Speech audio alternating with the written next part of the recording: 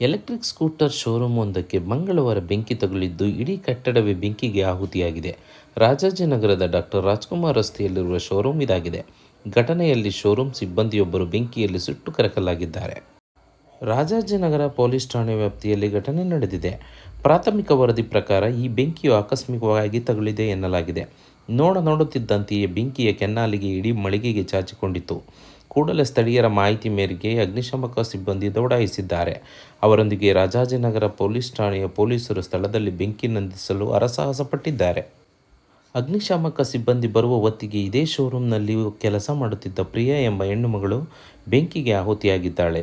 ಬೆಂಕಿ ಹರಡಿಕೊಂಡಿದ್ದ ಕಟ್ಟಡದಿಂದ ಹೊರಬರಲಾಗದೆ ಚೀರುತ್ತಲೇ ಪ್ರಾಣ ಬಿಟ್ಟಿದ್ದಾರೆ. ಸಿಬ್ಬಂದಿ ಬೆಂಕಿ ನಂದಿಸಿ ಶವ ಹೊರತೆಗೆದು ಆಂಬ್ಯುಲೆನ್ಸ್ನಲ್ಲಿ ಆಸ್ಪತ್ರೆಗೆ ಸಾಗಿಸಿದ್ದಾರೆ.